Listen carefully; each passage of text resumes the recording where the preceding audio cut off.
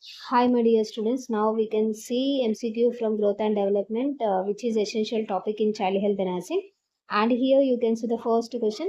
Development like progressive increase in skill and capacity to function is called. Development like progressive increase in skill and capacity to function in child is called qualitative change, quantitative change, both none. And the answer is qualitative change. Qualitative change means it is progressive increase in skill and capacity to the function. Then see the next question.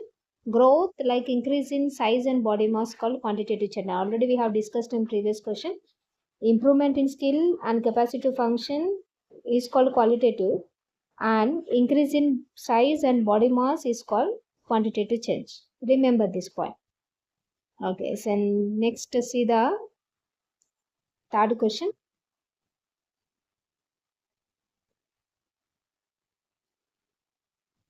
So here we have the third question. Development occurs in all stages of life is known as growth like increase in size and body mass. So which type of approach? Development occurs in all stages of life is known as growth like increase in size and body mass called which type of approach? Early stage approach, life cycle approach, maturity approach, life experience approach. The answer is life cycle approach. Means development occurs in all stages of life. Then see the next question. Then child doubles their body weight by 5th month of age. This is example of physical growth. Physical growth is nothing but child develops their body size and body mass and weight of the muscles and various internal organs called physical growth. And here, and this is the example of it. The next question you can see increase in physical. Already we have discussed increase in physical size of the body and total weight of the muscle and internal organs of child is called physical growth. Physical growth is nothing but increase the size of the body and weight of the muscle and size of internal organs. Internal organs called physical growth. And next you see the sixth question.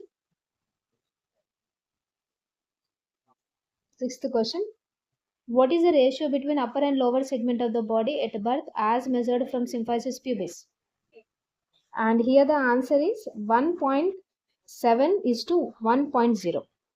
1.7 is to 1.0 is the ratio between upper and lower segment of the body at birth when we measure from symphysis pubis, and it is 1.3 is to 1.0 at 3 years and 1 is to 1 at 10 years. 1 is to 1 at 10 years. Okay. Then see the next question. The development starts with the head and gradually proceeds to the tail portion. This principle of development is called. The development starts with the head and gradually proceed to the tail portion. This type of principle is called cephalocaudal development. Cephalocaudal development means the development starts from the head and gradually continues to the tail portion. So this type of development is called cephalocaudal development. Then see the next question. So ninth question. Then why it is important? Sorry, eighth question. Why it is important for the healthcare provider to monitor the growth and development of children?